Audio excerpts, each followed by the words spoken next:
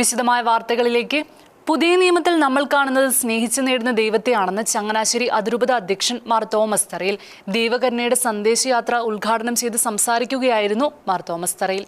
പുതിയ നിയമത്തിൽ നമ്മൾ കാണുന്നത് സ്നേഹിച്ചു നേടുന്ന ദൈവത്തെയാണെന്ന് ചങ്ങനാശ്ശേരി അതിരൂപത അധ്യക്ഷൻ മാർ തോമസ് തറയിൽ പിതാവ് ദിവീന മിസറിക്കോർദ്യ ഇന്റർനാഷണൽ മിനിസ്ട്രിയുടെ നേതൃത്വത്തിൽ നടക്കുന്ന ദൈവകരുണയുടെ സന്ദേശയാത്ര ആശീർവദിച്ച് ഉദ്ഘാടനം ചെയ്ത് സംസാരിക്കുകയായിരുന്നു അഭിമന്യ പിതാവ്. ഈ ശുശ്രൂഷയോടുള്ള തന്റെ സന്തോഷം അറിയിച്ച അഭിമന്യ പിതാവ് യാത്രയിൽ ഉപയോഗിക്കുന്ന ഛായാചിത്രങ്ങളും നോട്ടീസുകളും വാഹനങ്ങളും ആശീർവദിച്ചു. ആർച്ച് ബിഷപ്പ് ഹൌസിലെ ചടങ്ങുകൾക്ക് ശേഷം ചങ്ങനാശ്ശേരി അതിരൂപതയിലെ വേരൂർ മാമൂട് ഇടവകകളിൽ ദൈവകരുണയുടെ സന്ദേശയാത്ര എത്തിച്ചേർന്നു. ദിവീന മിസറിക്കോർദ്യ ഇന്റർനാഷണൽ മിനിസ്ട്രിയുടെ നേതൃത്വത്തിൽ ഏപ്രിൽ 12 ദൈവകരുണയുടെ തിരുനാളിന് മുന്നോടിയായി ദൈവകരുണയുടെ ഛായാചിത്രവും വഹിച്ച് കേരള സഭയ്ക്ക് വേണ്ടി പ്രാർത്ഥിച്ചുകൊണ്ട് കേരളത്തിലെ 3 റീത്തുകളിലെയും 32 രൂപതകളിലെ തെരഞ്ഞെടുക്കപ്പെട്ട ദേവാലയങ്ങളിലൂടെ ദൈവകരുണയുടെ സന്ദേശയാത്ര എത്തിച്ചേരും. ഈ യാത്രയുടെ പ്രസക്തിയെക്കുറിച്ചും ദൈവകരുണയുടെ തിരുനാൾ ആഘോഷങ്ങളുടെ വിശദാംശങ്ങളും ദിവീന മിസറിക്കോർദ്യ ഇന്റർനാഷണൽ മിനിസ്ട്രിയുടെ സംഘാടകർ ഷിക്കനാനോസിനോട് പങ്കുവച്ചു.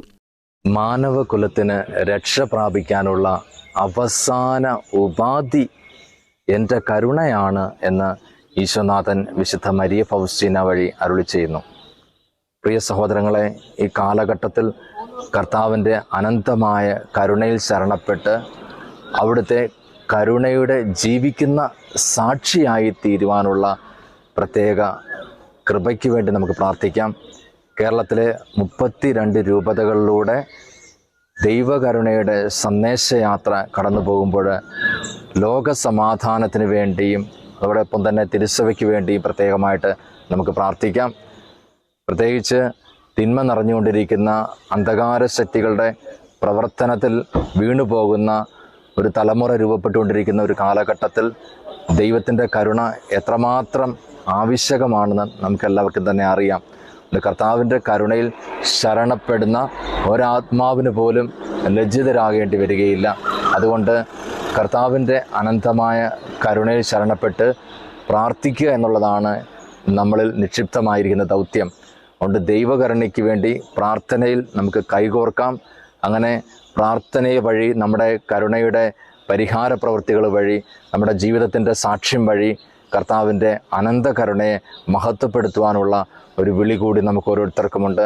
അതുകൊണ്ട് ദൈവത്തിൻ്റെ കരുണയെ മഹത്വപ്പെടുത്തിക്കൊണ്ട് അവിടുത്തെ കരുണയുടെ സാക്ഷിയായി ജീവിച്ചുകൊണ്ട് ഈ കാലഘട്ടത്തിൽ ദൈവകരുണയുടെ പ്രേക്ഷിതരാകാം.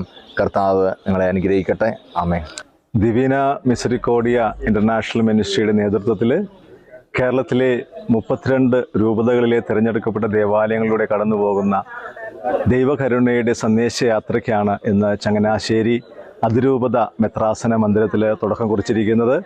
അഭിവന്യ തോമസ് തറയിൽ പിതാവ് ഛായാചിത്രം വെഞ്ചരിച്ച് ആശീർവാദം നൽകി 32 രൂപതകളിലൂടെ കടന്നു പോകുമ്പോൾ കേരള സഭയ്ക്കും ഭാരത സഭയ്ക്കും ആഗോള സഭയ്ക്കും വേണ്ടി പ്രാർത്ഥിക്കുമ്പോൾ ലോകസമാധാനത്തിന് വേണ്ടി യാചിക്കുക എന്നുള്ളതാണ് പ്രത്യേകമായിട്ട് ഈ യാത്രയുടെ ഉദ്ദേശം.